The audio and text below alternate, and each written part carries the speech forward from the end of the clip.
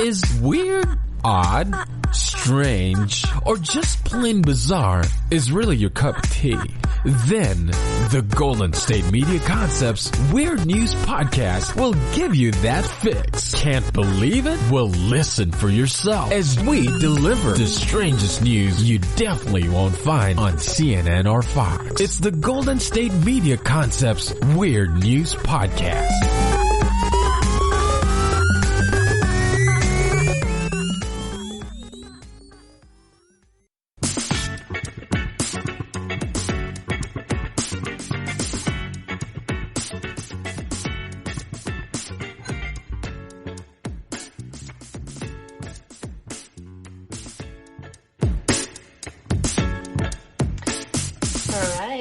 Thank you for tuning in to the GSMC Weird News Podcast, brought to you by the GSMC Podcast Network.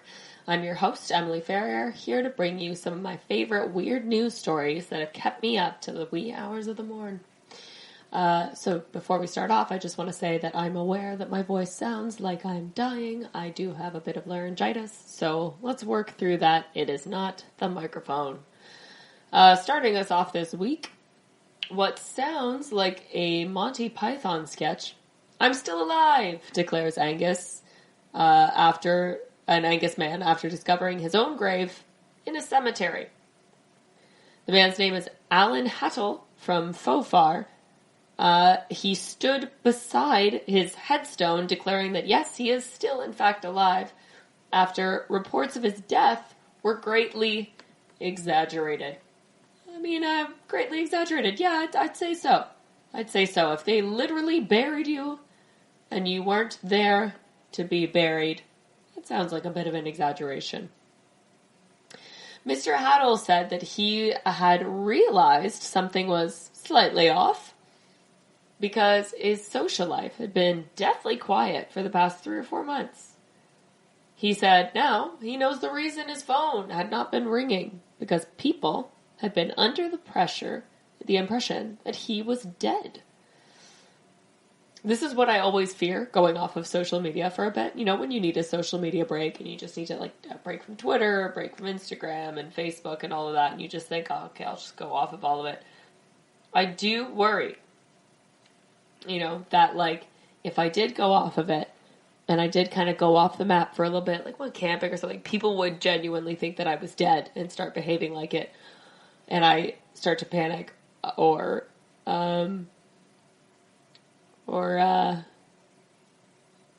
worse yet, the worry is that people wouldn't even notice.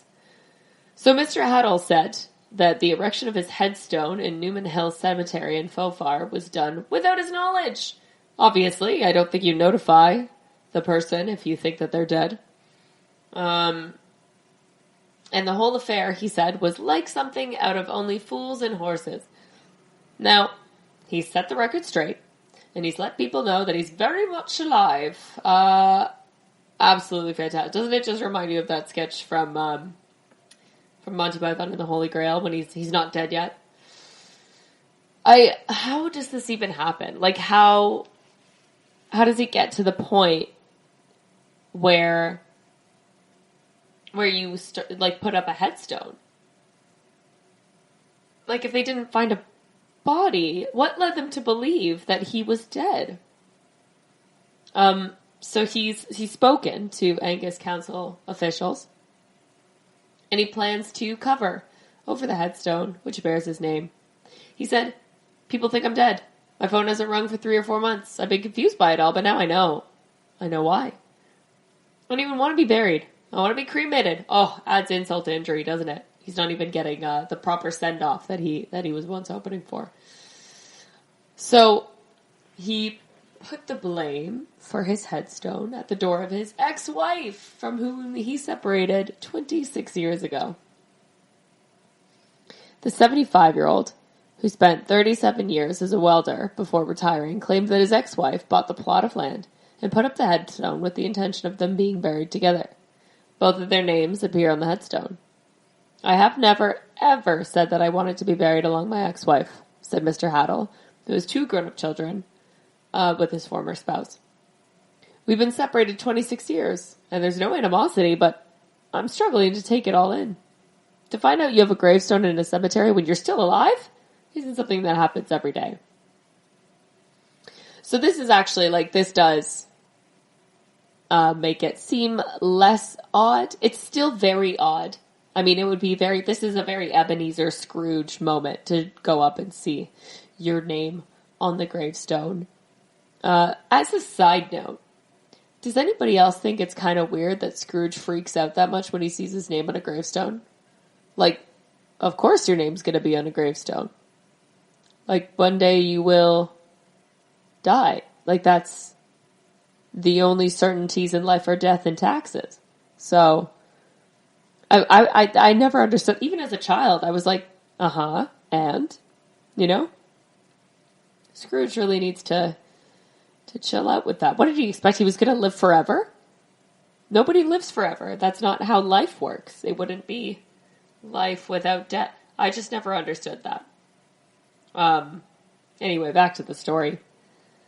The courier visited Mr. Haddle's home to speak about the claims made by the courier visited Mrs. Haddle to ask about the claims by her former partner. But she has not commented. A family member later told the courier, this is a family matter being dealt with privately. Angus Council said it was unable to discuss the issue or disclose any information about who purchased the plot, as it was a confidential matter. But I think that we all know that it was probably the ex-wife, right? Most likely. That's a nice little act of revenge, isn't it? Just pretend that he's dead. I mean, he's dead to her, maybe. Although I did say no animosity. Could have just been a mistake. It could have been like a plot that they purchased years ago. And like, it wasn't the thing that she thought about first after the divorce. And then, time gets away from you. What's 2 months or 24 months or 48 months or 26 years?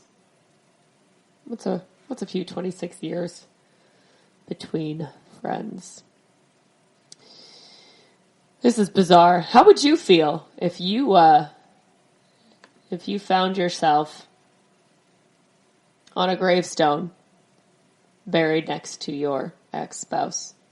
Buried next to anyone, really. I think just finding your name on a gravestone while you're like just walking about, going about your day, you'd feel like you were in a parallel universe or a Matrix or a horror movie or an Ashton Kutcher prank. I don't know. It's a weird one. When we return, a scientist finds a strange phenomenon when a man's brain is turned into entirely different matter following his death. All we can hope for is that this man was, in fact, dead. This is when we return.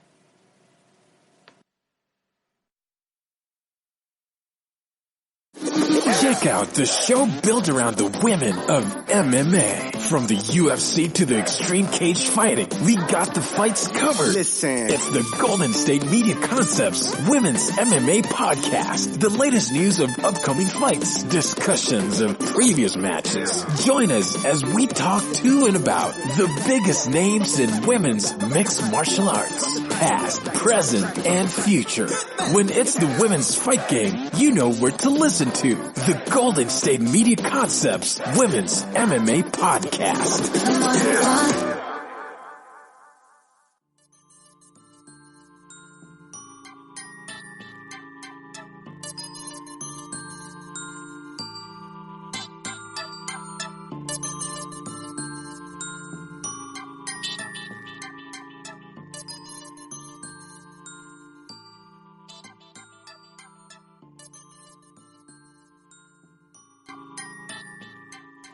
Welcome back.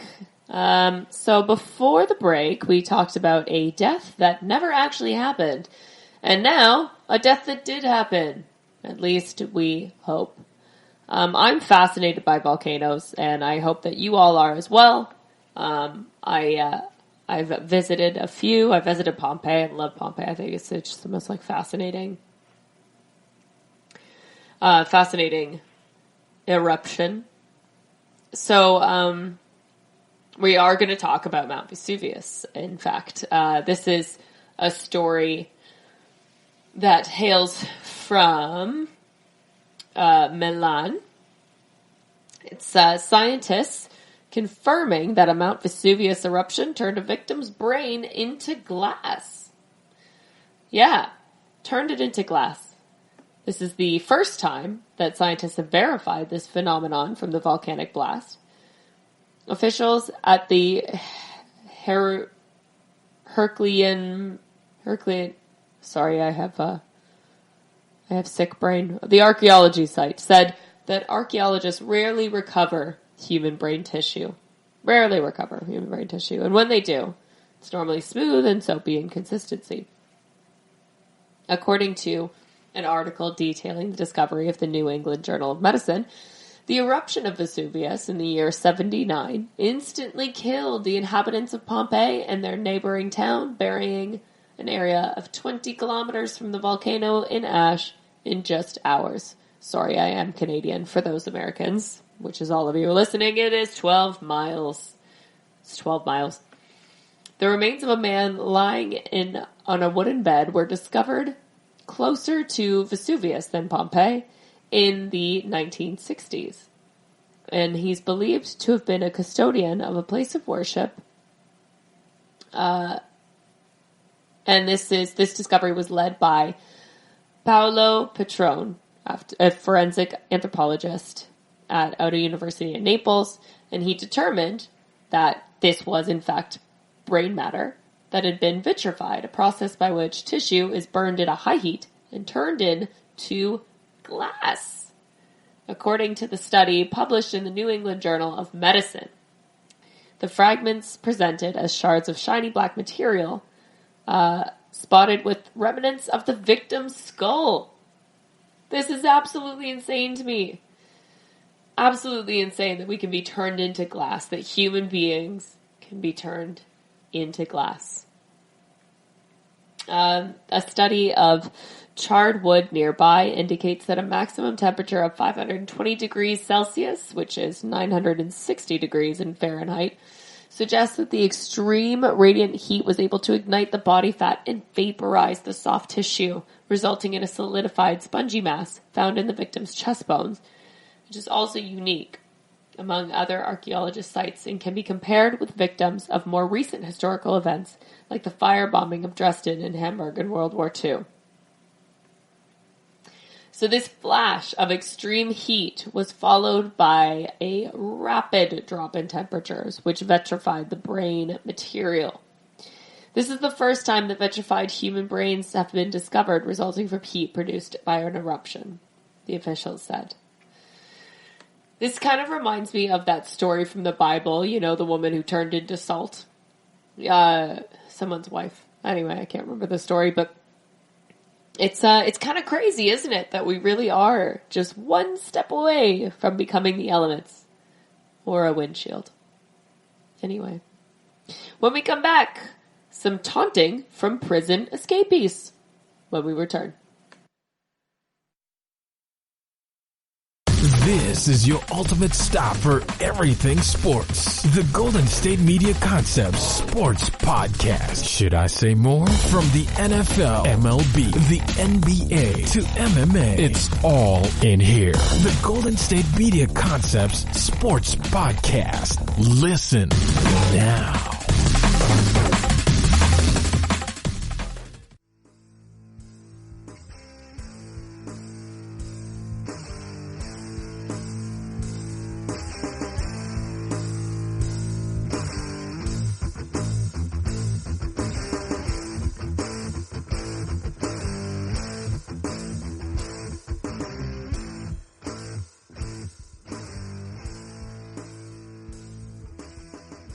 Welcome back.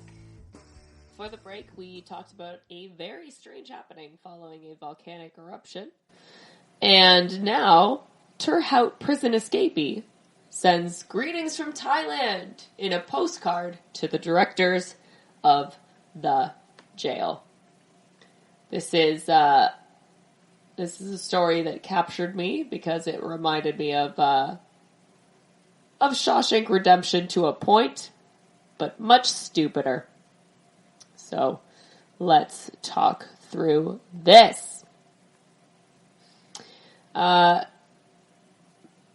Management of Turhout Prison received on Monday a greeting card from Thailand letter believed to have been sent out by Walid Sakai, one of 5 detainees who escaped from the Flemish prison in mid-December. The letter was addressed to the 3 directors. In the envelope was his prison badge and a postcard with the words, "Greetings from Thailand," a prison guard told HLN. Along with 4 other inmates, Sakai escaped from Turhout Prison on the 19th of December. They made their getaway by climbing over the prison wall and escaping in a getaway car that was waiting for them in a street adjacent to the prison. 3 of the escapees were recaptured in the neighborhood following the event. The 4th man, identified at the time as Abdurrahman Bagat, was recaptured by police in Nijmegen in the Netherlands earlier this month. Monday's letter is the first sign of a Walid since his escape. The management of the prison immediately informed the police. Walid is the brother of well-known escape king Ashraf Sakai, who escaped from Turhout Prison in 2003 and Burgess Prison 10 years ago using a hijacked helicopter. Ashraf is imprisoned in Morocco currently. This is just phenomenal. This brother team that was able to escape from several prisons. I mean, some of these things, they do sound like movie escapees, don't they? Like a hijacked helicopter. How do you get like this?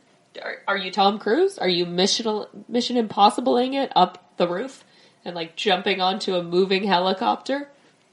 Is it Batman Begins? Has Morgan Freeman designed a vehicle for you to escape with? I also, I love the idea of like a getaway car, you know? Just like minding its own business nearby.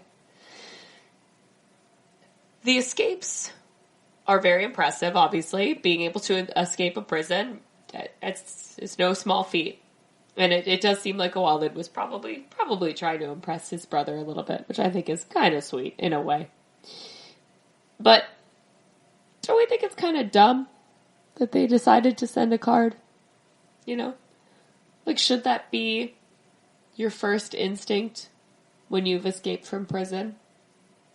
I don't think it's the smartest thing in the world to immediately inform the prison that you have in fact escaped. You know, really limits your chances of continuing to live your life post-escape. So close. So close. It was nearly a Shawshank Redemption story.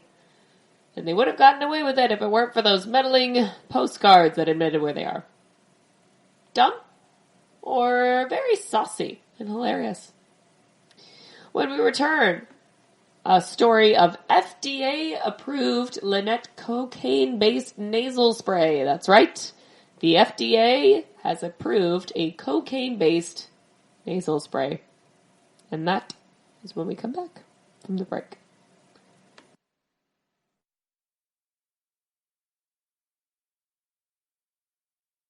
Check out the show built around the women of MMA. From the UFC, Invicta FC, Bellator, and One Championship. We got the fights covered. It's the Golden State Media Concepts Women's MMA Podcast. The latest news of upcoming fights, discussions of previous matches. Join us as we talk to and about the biggest names in women's mixed martial arts. Past, present, and future. When it's the women's fight game, you know where to listen to. The Golden State Media Concepts Women's MMA Podcast.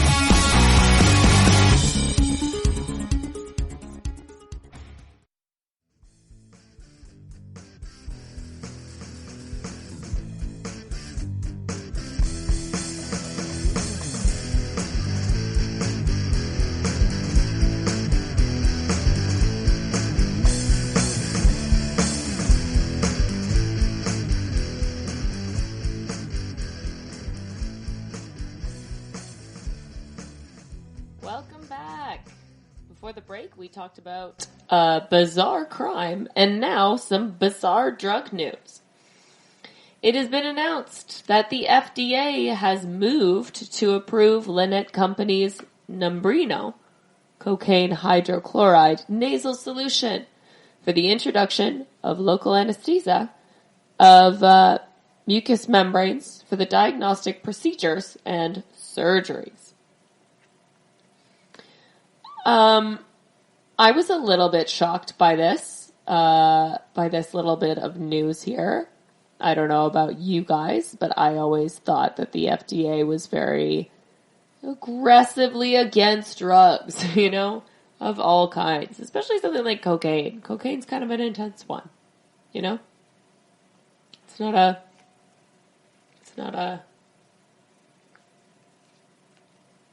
chill one. The therapy is notable for the presence of cocaine, an illegal controlled substance, which is infamously used recreationally in its ingredients.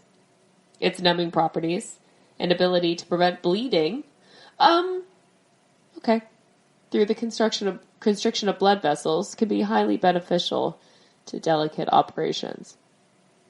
Prevent bleeding? Okay. An ester local anesthetic, Numbrino is used in minor surgeries. Oh, God, I hope so. Through the nasal cavities of adults. Though it would be marketed to doctors and will not be available in retail pharmacies, so don't get too excited. The FDA's approval of our cocaine product, the first NDA approval to include full clinical trials in the company's history, marks a major milestone in Lannett's 70-plus years of operation, says Tim Crew, the chief executive officer. We believe the product has the potential to be an excellent option for the labeled indication. We expect to launch the product shortly under the brand name Numbrino. Positive spike in share value experienced by the company in the wake of the announcement may go some way to reverse the 85% drop it's experienced over the past 5 years. Now, I wanted to kind of look into the actual medical properties and information about this use of cocaine for medical issues. And it turns out that, the cocaine is actually not commonly, but it has been used as an anesthetic. Cocaine has many legitimate uses and is an excellent topical anesthetic applied to the skin, in case you don't know what topical is. For an example, considering the following position statement.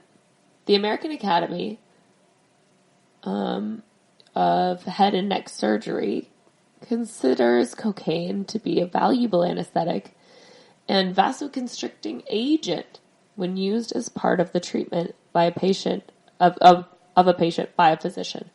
No other single drug combines anesthetic and vasoconstricting properties like cocaine. That is fascinating. Absolutely fascinating that this that it has these properties, and we haven't been using it as such because of its negative connotations of recreational use. The fact that cocaine has anesthetic properties is unsurprising, since cocaine and idacocaine are chemical cousins. Lidocaine. Sorry, my bad. Lidocaine is used as an anesthetic during dental procedures. Nevertheless, it's compelling to take a closer look at cocaine as a medical treatment. Cocaine is a particularly effective local anesthetic that works by blocking nerve impulses and social norms, specifically by blocking neuropinephrine. Norepinephrine? Write in if you disagree with my pronunciations. I often do. Cocaine causes vasoconstriction and is anesthesia, and as a medical treatment, it's used during procedures that involve the upper respiratory tract. To be fair, I don't know if you've ever had the camera that goes up your nose and down your throat, but I have a couple of times, and I gotta say, it is the absolute most painful little thing you don't expect it. It's this tiny little thin, wiry camera, and you think, oh, it's going to be fine. And then they put it up your nose, and it feels like they're trying to shove an elephant in there. So if something could numb that and make sure that there was no bleed, like you know what? Maybe I would. I'm still scared of cocaine, though. Like, I don't know if anybody else took the biology of drugs, but I learned that. And you know what? It worked, because I was absolutely terrified to touch the stuff my entire life. So scared. But anyway, cocaine for the medical use. Back to that. Cocaine is used during medical procedures and comes in the form of a topical solution. This cocaine solution comes in 3 different concentrations: 1%, 4%, or 10% if you're really rock on crazy. But because of potential toxicity, it only uses 1 to 4% solutions. See, 1 to 4%. That's not full-blown cocaine, okay? So it's not like they're giving people coke and saying, snort up. But, yeah, this is a thing. In the words of Eric Clapton, she don't lie, she don't lie, she don't lie. Cocaine. Just to remind you, I nor anyone at the GSMC network condones the use of recreational cocaine. I think that should go without saying, but we have to say it anyway. So just know that. All right. When we return, is Santa a nudist? When we come back.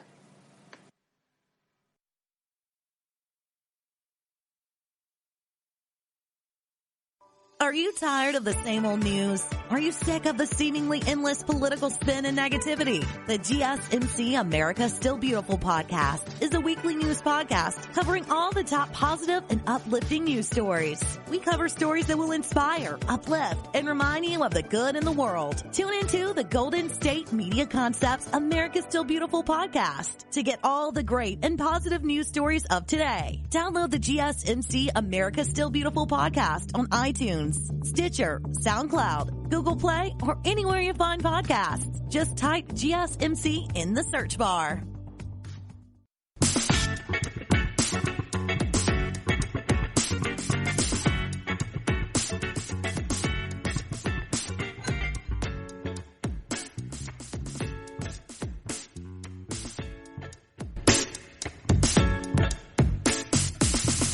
Welcome back. Before the break, we were talking about some strange drug news, and now, a nudist Santa. So this comes from Carroll, Iowa, and the title reads, Jordan Kajewski, naked man stuck in Iowa chimney, rescued by firefighters. Yeah, that's right. So this comes from Carrie Sapp and Brad Sapp. Carrie was teasing her husband of being afraid of ghosts when he heard someone whisper, "Get out of here," while he was sorting cans at his Iowa recycling business. But of course it wasn't a ghost, because obviously it was the classic second, a naked man stuck in the chimney. Sapp said she was working the next morning at the Carroll Redemption Center when she heard a man yell for help in the chimney, and she told the Daily Herald that the man explained, "I was playing hide and seek with my cousin. Don't call the cops." Obviously, the police were called, as well as the fire department, which eventually managed to free the soot-covered naked man in this very odd hide-and-seek game. "I was playing hide-and-seek with my cousin," he said. If you're playing hide-and-seek with your cousin, why are you doing it naked? Is my first question. You know? I don't think I would want to play naked hide-and-seek with my cousin. Maybe that's me. Maybe I'm old-fashioned. You tell me. The firefighters initially planned to use rope to pull Jordan out of the chimney, but eventually opted to hammer a hole and pull him out. What a sight that would be, to see someone jackhammering a hole in the side of this building, like inside of the chimney. And removing a naked man. Like he was being birthed out of the Industrial Revolution. Oh, beautiful. The naked man did have his clothes with him. This is definitely a first call for the Carroll Fire Department, Fire Chief Greg Schrook said. Brad Sapp said that he knew Kajewski because he'd asked him in recent weeks for a job at the company. Can you imagine asking somebody for a job multiple times, really wanting to work at this recycling plant, and then when it failed, playing hide and seek by naked diving into their chimney? I say give him a job, Give him a job. Sounds like a fun guy. I think I'd like to have him around the office. He was actually charged with trespassing, and the court records didn't enlist an attorney for him. But I do think that Papa Elf will be coming to his rescue. Give him a job. The rest of the year, he doesn't have much to do. Is it Santa? Maybe. When we come back, we are going to do the best highlights of the week. For me, at least. My favorite highlights of the week when we return.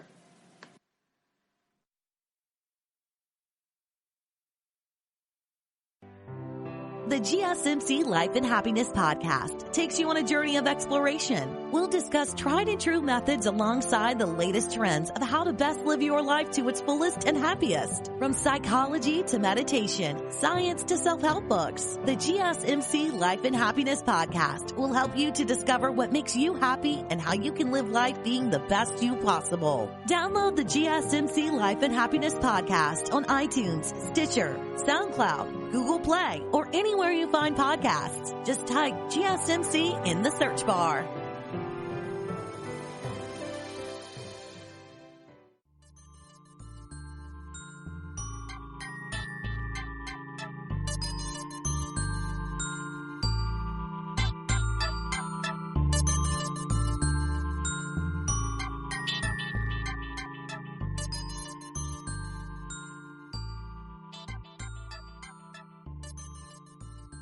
Welcome back. So when we left, we were talking about what Santa does in his off time. And now that we've returned, I'm going to bring you my favorite weird highlights of the week. Number 5, pole sitter breaks his own Guinness record with 67 days in a barrel.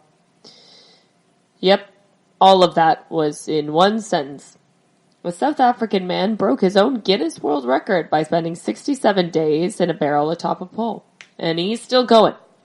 Vernon Kruger set the Guinness record in 1997 when he spent 67 days living in a barrel at the top of the pole, and he surpassed his own record this week atop an 80-foot pole in Dulstrom.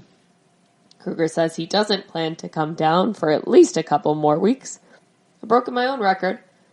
22 years ago, I broke it. It was a British record of 54 days, and I took 67 days, and this time I'm going to push it to about 80, he told Sky News. Well, you know what? If you can't beat them, they're you anyway. I like it. Number 4, a driver was caught using the carpool lanes with a skeleton as a passenger. Police in Arizona said they pulled over a driver using the carpool lanes with a skeleton as his only passenger. The Arizona Department of Public Safety tweeted a photo of the skeleton wearing a hat and covered in tattered bandages, sitting on the passenger seat of the 62-year-old driver's car. The department said the man was driving a high-occupancy vehicle lane at the state road near Alpache in the Tempe area. The driver was cited for HOV and window tinting violations. I actually just really appreciate this, It's technically still a passenger. It's just not a living one. Number 3, elephants escaped a circus in Russia to play in the snow. This is weird, but it's also so wholesome. I thought this was so cute. The Yekuriting... Guys, I can't do this one. The circus said that in an Instagram post, the Asian elephants Carla and Ronnie, 45 and 50, absolute youngins, were being taken for a walk outside before they were due to be driven to St. Petersburg for the Italian circus show hosted by Blochy State and St. Petersburg Circus, when they were pulled free from their handlers. Video captured by witnesses show the elephants rolling and playing in the snow when their handlers attempt to unsuccessfully to coax them back into the circus building. The elephants have their own character and emotions. They're very smart. They walked outside, got very happy from seeing the snow, the trees, and the pedestrians, and they took to the spectators. Ronnie stayed by one of the trees, and Carla walked towards a pile of snow. They were eventually led back into the circus, so they are performing now. Absolutely loved that. So sweet. Number 2, this one's gross. A man wakes up to find a burglar sucking his toes. This one is not for the faint-hearted or people that are grossed out easily. The victim, 20, told the intruder that he didn't have any money, but the man responded that he didn't want the cash. He just wanted to suck his toes. According to the police report, they began to fight. And the suspect actually claimed that he'd pull a gun. He didn't need to. The victim managed to pull him outside, and after leaving, he smashed the victim's windscreen and then fled. This hails from Bradentown. It's just such a weird one, isn't it? Can you imagine breaking into someone's house just to deal with your odd cravings? And number 1, what sounds like a California woman's worst nightmare, or a horror movie starring the Real Housewives of California. A winery spills thousands of gallons of Cabernet into a California river. Yeah, this is the adult version of Willy Wonka's Chocolate River. Christopher O'Gorman, a spokesman for the Rodney Strong Wine Estates in Healdsburg, confirmed the tank in Sonoma County sprang a leak and poured into the Ryman Creek, carried it by to the Russian River. We're investigating what appears to be a mechanical failure. We're not entirely sure at this point, but we're deeply, deeply concerned about this leak protecting our waterways in Sonoma County, I'll say. He believed it was mechanical failure. I believe it was the Boston Tea Party striking again. The California Office Emergency Service said that 97,000 gallons of wine spilled into waterways, or roughly what's consumed at one Hollywood party. But the winery said that the number represents the full capacity of the tank and only about 20 to 25% spilled. So, about one of my high school parties. We feel like not that much wine got into the waterway. We're investigating the other tanks. We moved wine out of the area to prevent future leaks as well. They have volunteers monitoring the situation. We're lucky it's winter. The river's high. There's a fair amount of dilution. We haven't had any reports of fish kills, but they have had reports of the fish getting lit. Could have been a lot worse, they said. They have possibly been charged with misdemeanor crimes due to the Department of Fish and Wildlife. But let's be honest, that's quite the party for those fish. All right, so that's it for me. Thank you for listening to the Weird News Podcast, brought to you by the GSMC Podcast Network. I would like to ask that you all please remember to subscribe to the show and please write a nice review and rate the episode. Really helps us. And if you can, please follow us on Facebook, Twitter, and Instagram. Thank you so much and have a great night.